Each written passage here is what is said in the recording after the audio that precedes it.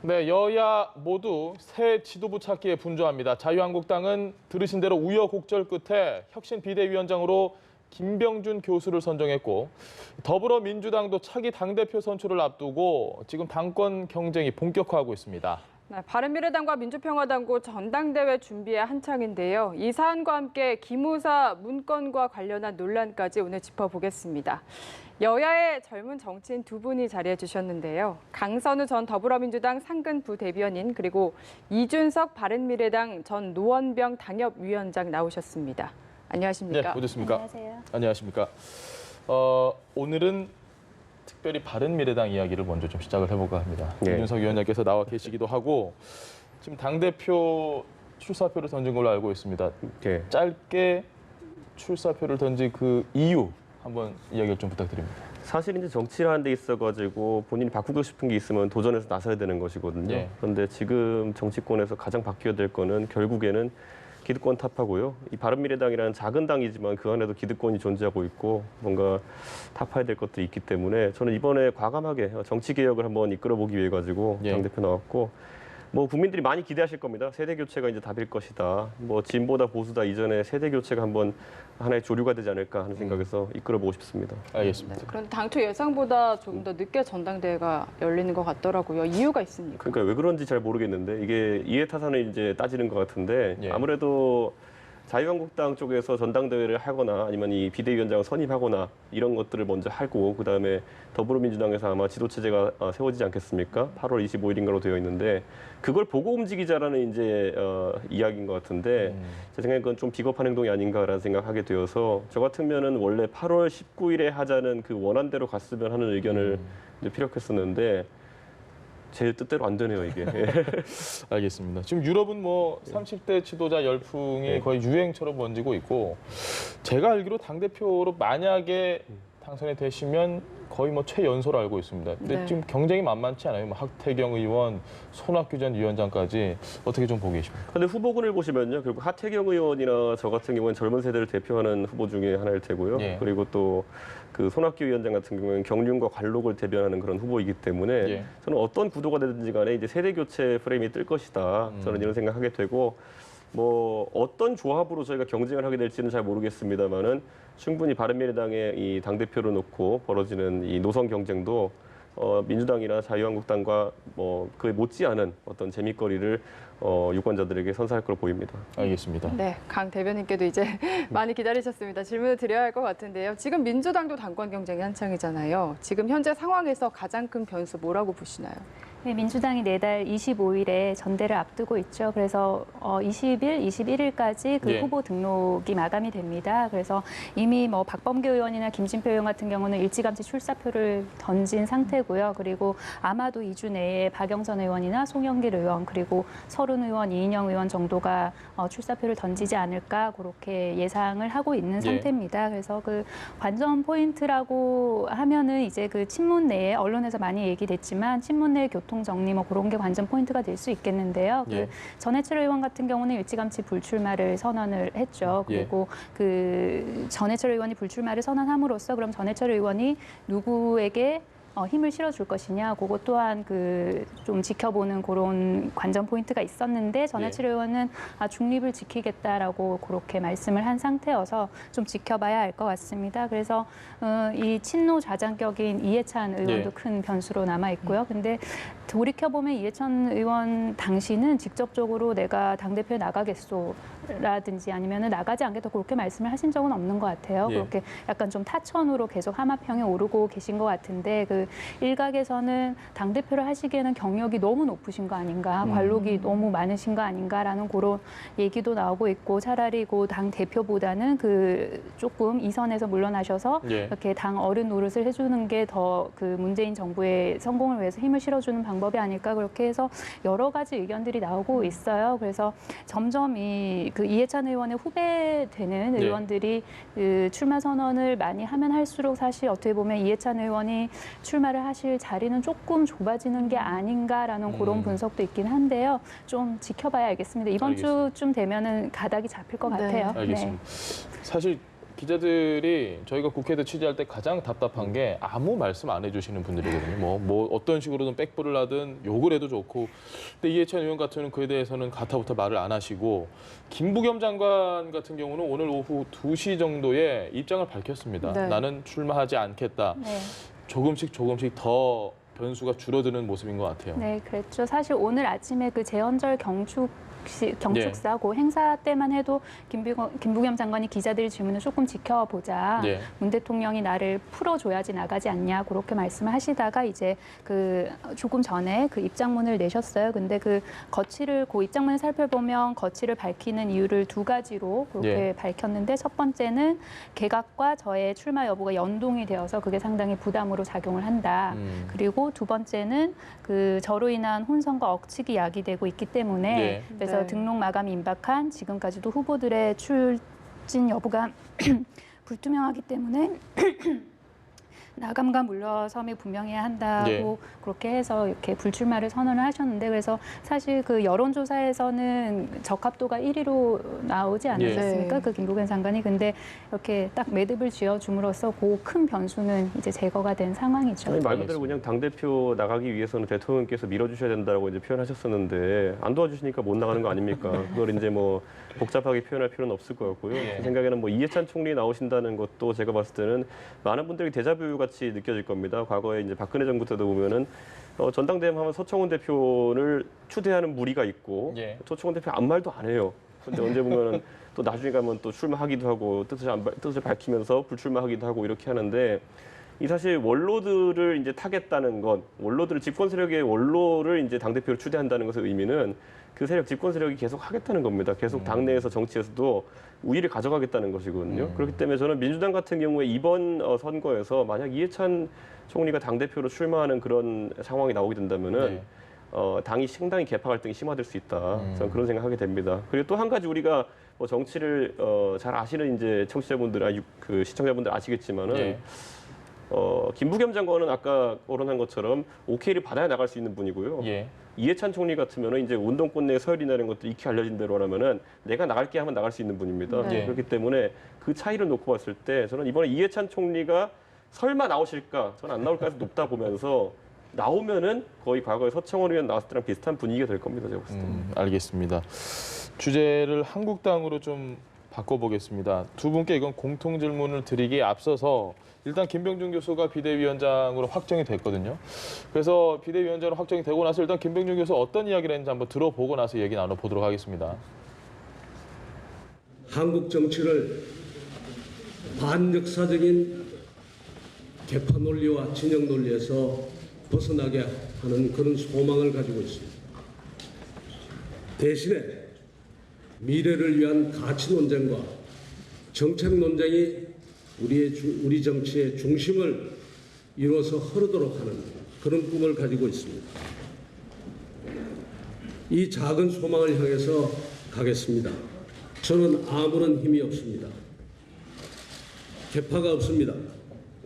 선거를 앞둔 시점도 아니니 공천권도 없습니다. 이 자유한국당에 대한 국민들의 실망과 지탄, 그리고 그러면서도 아직도 놓지 않고 있는 한가닥의 희망이 저한테는 힘입니다. 이 당을 바로 세우고 한국 정치를 바로 세우게 도와주십시오. 감사합니다.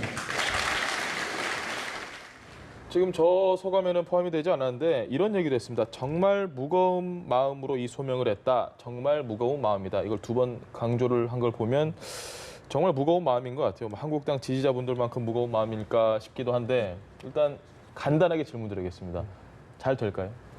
저는 무거운 마음이라 표현했지만 이미 상당한 모멸감을 느끼면서 이제 시작하는 기분이실 겁니다. 왜냐하면 처음에 본인이 하겠다라고 했을 때 이제 5명의 후보군을 압축했을 때 네. 사실 나머지 후보군들을 봤을 때 나머지는 진지하게 이제 들고 나온 후보군들은 아니거든요. 제가 봤을 때 뭐 박찬정 변호사 정도만 이제 다른 계파에서 들고 나온 후보고 나머지는 그야말로 김병준에게 바로 주기 싫으니 한번 절차를 이제 거치겠다라는 이런 인식을 줄 수 있는 그런 후보군이었는데 그러다 보니까 제가 공교롭게도 김병준 그 비대위원장을 만나셨다면서요? 며칠 전에 사석에서 이제 뵀거든요. 근데 상당히 이제 좀 기분이 안 좋은 상태였다. 이건 제가 느꼈고 저는 그런 의미에서 이제 그런데 언론에서 분명히 한 달 정도 남짓하면은 성과를 내놓으라고 이제 할 겁니다. 그런데 비대위원장, 저도 비상대책위원회 참여해봐서 알지만은 결국에는 사람들이 인적 청산을 요구할 가능성이 높습니다. 그런데 그 안에 김병준 비대위원장께서 인적 청산의 로드맵을 내놓을 수 있겠느냐 했을 때 저는 비관적이다. 탄생부터가 이미 현역 의원들의 엄청난 방해를 뚫고 탄생된 이런 비상대책위원회가 과연 지금 국민들의 자유한국당에 대한 열망은 뭐냐면 현역 다 자르라는 거거든요. 근데 그걸 어떻게 합니까 지금? 자기에게 안 줄 듯 줄 듯 하면서 약 올리다가 칼을 준 사람들을 어떻게 그 칼로 치겠습니까? 그러니까 저는 그게 좀 어렵다. 그래서 아마 김병준 교수님은 아무래도 그거 알고 들어가신 거기 때문에 정책 전환이나 여러 다른 이제 방법들을 쓰시려고 하실 것이고 여론이 거기에 반응할지는 지켜봐야겠습니다. 마침 원래 이슈가 없을 것 같았는데 최저임금이라든지 여러 가지 이슈 때문에 그게 먹힐 가능성 좀 보이긴 하거든요. 그래서 그 가능성 정도지 인적 청산에서는 별로 기대할 게 없다 이렇게 보면 될 것 같습니다. 알겠습니다. 어떻게 보십니까? 네, 김병준 비대위원장의 기분이 굉장히 안 좋으셨다고 했는데 사실 이 비대위원장 자리 그 자체 속성이나 아니면 지금 현재 자유한국당 상황을 생각을 하면 좀 기분이 좋기는 어려우실 것 같아요. 그래서 그 뭐 결국 돌고 돌아 김병준이다라는 말까지 나오고 있지 않습니까? 그 자유한국당이 비대위원장 선출되는 과정뿐만이 아니라 그 김병준 비대위원장 이분 자체도 굴곡이 좀 많으신 분 같아요. 그 참여정부 때 정책실장도 하셨고 교육부총리도 하셨고 그러다가 또다시 박근혜 전 대통령 탄핵 때는 국무총리 내정자셨다가 그 당시 그 역사적 사명감 말씀하시면서 눈물도 보이시고 그러셨는데 저는 개인적으로 사실 이분의 정치적인 가치나 뭐 철학적인 그런 이념, 신념 이런 게 보수인지 진보인지는 잘 모르겠어요. 그래서 그 분께서 어떤 정치적 신념을 가졌든지 간에 그냥 조금 떨어져서 보기에는 그 본인의 어떤 개인적인 그런 정치적 열망에 따라서 조금 움직이시는 그런 경향이 더 크신 분이 아닌가라는 신념보다 열망에 따라 움직인다라고. 그런 분이 아닌가라고 저는 개인적으로 생각을 하는데요. 그래서 저는 자유한국당의 쇄신이 잘 됐으면 좋겠습니다. 그래야지 우리 국가가 경쟁력이 다시 살아나고 그 좌우의 양 날개로 건강하게 날 수 있는 토대가 마련이 되는 거 아니겠습니까? 근데 그럼에도 불구하고 그 김병준 비대위원장이 보수 야당의 구원 투수가 될 수 있을까에 대해서는 저는 다소 회의적이에요. 이 구원 투수가 됐다. 예를 들어서 구원 투수로서 성공을 했다. 내지는 실패를 했다. 그 평가는 두 축으로 갈 수 있는 것 같아요. 1번, 공천제도를 어떻게 혁신적으로 손을 받느냐. 그리고 나머지 한 축은 말씀하셨듯이 인적 청산일 것 같아요. 그러면은 이 정권을 지은 비대위원장이 아니면은 인적 청산은 사실 어렵지 않을까라고 생각을 합니다. 그러면 이 김병준 비대위원장이 지금 현 상황에서 자유한국당에서 그 역할을 나름 성공적으로 할 수 있는 부분은 아무래도 뭐 공천제도 정도를 좀 혁신적으로 손보는 게 아닐까 그렇게 생각이 돼요. 저희가 이제 홍준표 대표가 지난 대선 끝나고 나서 대표하면서 보였던 행동들을 보면 이해할 수 있는데 선거가 워낙 길게 남았기 때문에 인적 청산으로 이제 감동을 못 주고 당 지지율은 이제 내려가니까 결국에는 고정 지지층 한 20-30% 붙들어두기 위한 그런 전략들을 쓰다가 결국엔 당이 위기에 처했거든요. 근데 지금 김병준 교수님도 지금 보면은 결국에는 인적 청산의 성과를 내기 어려운 상황 속에서 성과를 낼 수 있는 거는 지지율입니다. 지지율이 5%, 10%, 한 10% 정도 더 올라가서 한 20%대를 유지한다고 한다면은 그렇다면은 주변에서 안 좋아하던 사람도 좋아하게 될 것이고요. 지금 자유한국당이 가장 다급한 것이 그것이기 때문에 만약 성과를 내지 못한다고 한다면은 제가 봤을 때는 단명하는 비대위가 될 수도 있습니다. 보면은 바로 조기 전당대회론이 나오면서 단명하는 비대위가 될 수 있고 지금까지의 비대위들보다 상당히 출범하는데 어려움을 겪었기 때문에 비대위원들의 면면이 과연 이제 신선함을 줄 수 있겠느냐에 대해 가지고도 고민해봐야 되는데 아직 이름이 나오는 건 없는 거 보니까 당연히 오늘 선임되셨으니까 그렇겠지만은 앞으로 한 일주일간이 고비일 것으로 보입니다. 알겠습니다. 네, 그 내용적인 면에서 봤을 때 보수의 가치를 좀 재정립하는 부분, 뭐 최저임금 이야기도 하셨는데요. 경제 문제가 역시 좀 주가 될 거라고 보시나요? 그렇죠. 김병준 교수께서는 아무래도 그 국정 운영을 해본 경험이 있는 그런 학자시기 때문에요. 좀 어떤 이제 실제적인 정책들에 대해서 현실성을 봐가면서 이제 비판을 하실 거다 이렇게 좀 보고 있고요. 저는 아까 이제 강선우 전 부대변인이 보수인지 진보인지 모르겠다 하셨는데 보수 맞아요, 제가 봤을 때는.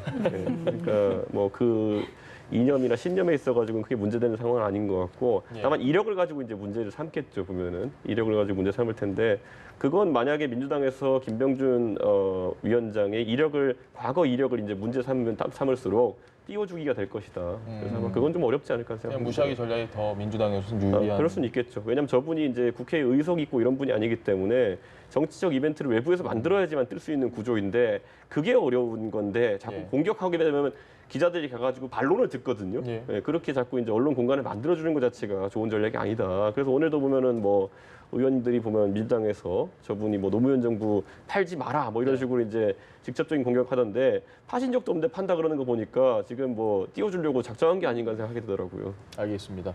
한 가지만 한국당 이야기 더 짚어봐야 될 것 같습니다. 어찌됐건 뭐 비대위원장이 선출이 되고 비대위 출범을 하겠죠, 곧. 근데 내부 사정을 놓고 보면 나아진 게 별로 없는 것 같습니다. 김성태 권한대행이 일단 사과를 하면서 일단락된 것 같지만 앞으로 남아있을 싸움, 그 말씀하신 그 공천, 이 문제로 정말 격한 대립이 있을 것 같아요. 어떻게 보십니까? 그 사실 오늘이었나요? 그 전국위에서 예. 그 논의가 됐어야 되는 사항 중에 핵심적인 게 비대위 구성이나 아니면 권한, 기간 이 정도였던 것 같은데 이게 사실 계파 갈등으로 인해서 굉장히 좀 진흙탕 싸움이 될 가능성이 있기 때문에 일단은 수면 아래로 지금 가라앉혀 놓은 것 같아요. 근데 이거 계속 가라앉혀 놓을 수는 없는 문제 아닙니까? 그래서 예. 일단 이걸 논의를 시작하면은 계파 갈등이 좀 심화되는 그런 양상이 보이지 않을까라는 생각. 또 듭니다. 그래서 이 김병준 비대위원장 앞길이 굉장히 험난할 것 같아요. 근데 할 거는 굉장히 많습니다. 보면 저 비대위 저도 해봤지만 하면은 처음에 정강 정책 바꾼다고 이제 막 이렇게 이야기하면서 예. 뭐를 빼고 뭐를 넣느니 하면서 좀 싸울 거고요. 그 다음에 이제 결국에는 그 다음에 이제 그 공천제도 만들고 당원 당규 만드는 것 때문에 또 좀 싸울 거고 그 다음에 분위기 좀 떴다 싶으면은 당명이랑 이제 당 색깔 바꿀 거고요. 예. 뭐 이렇게 다 절차적으로 될 것들은 있는데 과연 거기서 지지율이 오르느냐 마느냐로 결판이 좀 날 걸로 보입니다. 알겠습니다. 바른미래당은 지금 이번에 되는 당 대표가 공천권을 가져가는 걸로 좀 이야기가 된 것 복잡합니다, 같은데요. 내부 사정. 사실 그렇죠. 그러니까 1년짜리 당대표를 만든다는 거는 굉장히 투자 대비 효용이 떨어지는 것이고 네. 그런데 바른미래당도 어차피 2년짜리 당대표를 만들어 놓는다 하더라도 지지율을 띄우지 못하면 그 당대표 쫓겨나는 거는 당연지사입니다. 그렇기 때문에 그 기간의 의미를 크게 둘 필요는 없다는 생각 때문에 그냥 공천권 주는 형태로 가는 게 맞다 이렇게 보고 있는 것 같습니다. 네, 당의 정체성 면에서는 좀 어떤 식으로 확립을 해야 된다고 생각하시나요? 그러니까 이게 결국에는 국민의당과 바른정당의 합당으로 완성된 당이기 때문에 그 전에 이제 논의해야 될 것이 참 많았음에도 불구하고 예. 안 하고 왔더니 지금 이 지경이 났는데 저도 참 황당한 것이 처음에 합의를 할 때는 분명히 이제 보수적 가치가 당내에 살아있도록 하자라는 합의를 하고 왔는데 나중에 들어왔더니 이제 합리적 진보라는 가치까지 이제 더 얹혀졌는데 이게 제가 한번 언론에서 표현한 적이 있지만 결국에는 뜨거운 냉커피 같은 존재가 되는 것이 아닌가. 그러니까 뜨거운 냉커피. 존재하기 어렵거나 아니면 아무도 사고 싶지 않아 하는 것 이렇게 될 가능성이 있거든요. 저는 사고 싶은데요, 뜨거운 냉커피. 정말 약간 정말 이상한 거 좋아하시네요. 보면. 대선 때도 제 생각에 5번 안에서 안 뽑으셨을 것 같아요. 왠지. 뭐, 그거는 비밀 투표이기 때문에. 아니 근데 예. 좀 그런 느낌이 들어요. 그러니까 보면은 지금 이제 결국에는 그런 말 하는 것들 이제 그 개혁적 보수라는 단어 자체를 싫어하시는 분들이 당내에 있거든요. 보면은 그분들은 계속 이제 당의 원심력으로 작용하는 것이 아닌가. 결국에는 민주당과의 정치적 연대나 아니면 어떤 글로 이동을 생각하고 이렇게 하시는 거라면은 저는 과감하게 이번에 그래서 전당대회에서 좀 더 노선 투쟁을 해야 된다. 전당대회에서 저는 그래서 예를 들어 상대 후보가 하태경 후보나 좀 이런 분이라면은 전 제안하고 싶어요. 보면 다른 거 필요 없고 돌아다니면서 무슨 뭐 지역 현장 술 사고 밥 사고 이런 거 하는 거는 구태 정치 아니냐. 다 필요 없고 이제 스튜디오 같아 와가지고 한 10가지 주제 나눠가지고 뭐 10명이 보든 10,000명이 보든 간에 토론을 그냥 계속 해보자. 이렇게 얘기하고 싶을 정도로 지금 당내 이념 노선 정립이 안 돼 있다. 이런 평가를 하고 싶습니다. 알겠습니다. 주제 좀 바꿔보겠습니다. 여의도 얘기 여기까지 하고 기무사 문건 논란으로 넘어가 보겠습니다. 저희가 이런 표를 좀 준비를 했거든요. 네. 두 분 잘 보이실지 모르겠습니다. 이 계엄령 관련 문건을 문 대통령이 어제 즉시 제출하라고 한 이후에 아주 이게 뜨거운 감자로 떠올랐습니다. 지금 저희가 이 보고 상황을 좀 정리를 했는데요. 3월 16일에 송영무 장관이 보고를 받았고 6월 28일 이게 어제 이제 저희가 알게 된 상황이죠. 청와대 최초 보고를 했습니다. 근데 저희가 이 빨간색으로 해놓은 게 4월 30일 이날 얘기를 좀 하고 싶은 게 송 장관이 참모진회의에서 임종석 실장이 있고 조국 수석이 같이 배석한 자리에서 이 이야기를 했단 말이죠. 어디까지 했는지 모르겠지만 저희가 어제도 이 얘기를 했는데 과연 어떤 식으로 어떻게 이야기를 했기에 왜 여기서 문제 제기가 안 됐을까라는 부분입니다. 이건 어떻게 보십니까? 이 보고한 시점이나 이런 거 관련해가지고 지금 설왕설래가 네. 많죠. 그래서 이게 지금 자칫 잘못하면은 기무사 개혁이라는 본질에서 벗어나서 뭐 he says, she says, 너가 이 얘기를 했고 내가 이 얘기를 했고 지금 이런 격가지로 네. 눈이 돌려져서 좀 본질이 흐려지는 게 아니냐 그런 우려가 있긴 한데요. 근데 조금 정리를 해서 복귀를 해보면 송영무 국방장관이 3월 16일에 국방부로부터 보고를 받았다는 네. 거 아닙니까? 그리고 나서 3월 그 당시 18일이었죠. 그래서 그 평창 동계올림픽 때 최재형 감사원장에게 구두로 물어봤었죠. 네. 이게 그 문건의 적정성에 대해서. 그랬더니 뭐 감사원장이 이렇다면 그게 만약 실제로 실행 계획이 있었다면은 부적절하겠으나 그냥 검토만 한 거면은 뭐 크게 문제는 없어 보인다 그런 얘기를 듣고 그리고 나서 4월 30일에 청와대 참모진과 회의를 하면서 문서 자체는 보여주지 않았지만 예. 구두로 간략하게 얘기를 했다고 했어요. 구두로 간략하게 얘기를 하고 그리고 실제로 문서가 청와대로 전달된 건 6월 28일이었고 네. 네. 그리고 오늘 청와대의 입장은 6월 28일에 받았지만 그 당시 왜 바로 발표가 이루어지거나 그러지 않았던 이유는 처음에 들여다봤을 때보다 이걸 좀 더 입체적이고 다각적으로 논의를 해보니까 굉장히 중대한 문제가 있다. 사안이구나 그렇게 생각이 돼서 이렇게 했다 뭐 그렇게 얘기를 했는데요. 사실 지난 4개월이 조금 아쉽기는 합니다. 네. 왜냐하면은 그 지난 4개월이 아쉬운 이유는 뭐 누가 어떻게 보고를 했고 누구는 보고를 받지 않았고 그 진실 게임이 어딨냐 그래서 중요하거나 아쉬운 게 아니라 이 4개월 동안 사실 국민의 알 권리는 묻혀 있었죠. 네. 그리고 그만큼 4개월만큼 어쨌든 기무사의 그 개혁은 또 늦춰진 겁니다. 네. 그리고 중요한 것은 이 4개월 동안 그 핵심 관련자들이 말맞추기를 하거나 증거인멸을 하거나 아니면 뭔가 자신들에게 유리한 그런 프레임 만들기를 했을 가능성이 충분히 있다. 그 4개월 동안. 그래서 그 4개월이 좀 아쉽지 않나 그렇게 생각됩니다. 알겠습니다. 네, 저는 근데 너무 그렇게 생각할 게 아닌 게요. 다 이게 정부에서 조율되고 있는 겁니다. 봤을 때 기무사령관이 장관한테 보고하고 기무사령관이 다른 경로로 보고 안 했을 거라 생각하는 게 굉장히 아니라는 거거든요. 저는 그렇기 때문에 송영무 장관이야말로 본인이 이제 정무적 판단을 해가지고 좀 늦춰서 보고했다고 하는데 그건 당연히 장관 정도 레벨 되면 할 수 있는 겁니다. 예. 지금 이제 청와대에서 계속 이야기하는 건 뭐냐면은 왜 뭐든지 생긴 대로 바로 올리지 않았냐.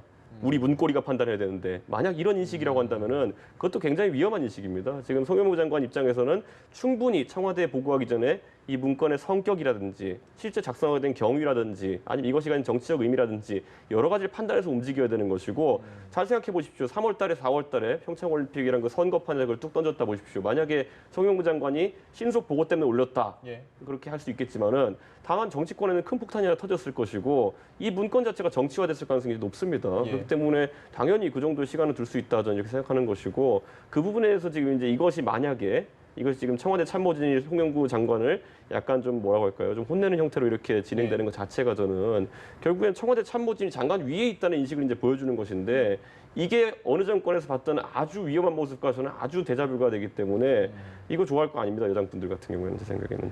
4월 30일에 대해서는 어떻게 보십니까? 어떤 식으로 얘기를 했다고 하는데 네.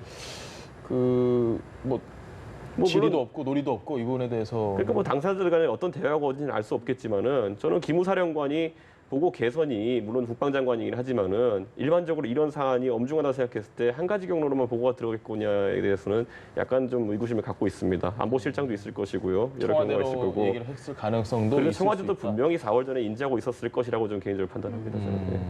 알겠습니다. 이 문건이 아까 보면 뭐 4개월 동안 증거인멸이 이루어지고 이런 말씀하셨는데 이게 작성된 지 벌써 2년 다 돼가는 거 아닙니까? 예. 보면은 증거인멸은 그 기간 안에 될 수 있었던 것이고요. 정권이 넘어간 지가 1년이 넘었습니다. 그러니까 그 4개월 전에도 앞에 거의 한 뭐 1년 가까운 기간이 있었는데 그렇게 판단할 사안은 아니라고 봅니다. 알겠습니다. 그러니까 애초에 다 뭔가 인지를 하고 있었다 이렇게 좀 생각을 뭐 했어요. 대통령께서 인지를 하진 못하셨겠죠. 왜냐하면 그렇지만 중간에 분명히 뭐 안보실이 아닌 다른 곳에서 예전에 보면 이 기무사 관련해가지고 이 문건 작성 관련해가지고는 여당의 국회의원도 이제 유사한 문건 가지고 이제 질의를 한 적이 있지 않습니까? 네. 이건 분명히 어떤 제보에 따라 움직인 걸 수도 있는 것이고 그렇기 때문에 저는 이게 완전히 뭐 송영무 장관이 그리고 송영무 장관도 이제 공직생활 오래 하신 분인데 내가 이거를 내가 감추기 위해 가지고 2달 들고 있으면 아무도 2달 동안 모를 거야라고 생각하는 그런 정도의 분은 아닐 겁니다. 그렇기 때문에 그런 목적으로 뭔가 이걸 가지고 계셨다, 아니 증거인멸을 가지고 계셨다. 이거는 오히려 제가 봤을 때는 과도한 억측이 싶습니다. 알겠습니다.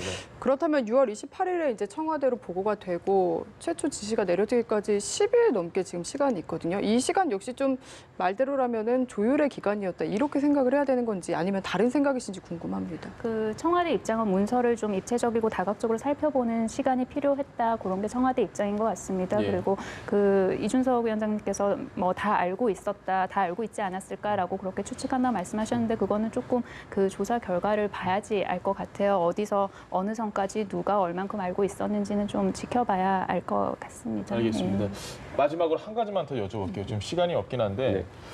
문재인 대통령이 순방 기간 중에 갑자기 지시를 했고 그리고 특별수사단이 활동을 시작한 첫날 모든 관련된 문건 다 가져와라, 즉시 제출하라라고 이야기를 한 부분, 뭐 문건의 정당성 여부를 떠나서 이 부분에 대해서 위원장님 생각은 어떠십니까? 아니 어느 곳에 외압도 받지 않기 위해 가지고 수사단을 꾸렸는데 어제는 국방부 밖에 청와대라는 조직으로 다시 한번 또 언급하겠지만은 국방부라는 조직에 대한 신뢰가 없기 때문에 참모 조직인 또 비서실로 이제 갖고 오라는 거 아니겠습니까? 예. 근데 이거는 제가 거듭 말씀드리지만은 우리가 원칙과 시스템이라고 하는 거 있어가지고 예전에 우리가 뭐라고 할까요? 탄핵 정국 때 봤던 수많은 직권남용의 영역에 해당하는 것. 다만 이번에 대통령께서 공개적으로 지시하셨다 뿐이지 다를 게 없는 권력 구조가 아닌가 하는 생각이 들기도 합니다. 저는. 알겠습니다. 네, 알겠습니다. 오늘 두 분 이야기 여기까지 들어보겠습니다. 강선우 전 더불어민주당 상근 부대변인, 이준석 바른미래당 전 노원병 당협위원장과 함께했습니다. 말씀 잘 들었습니다. 네, 고맙습니다.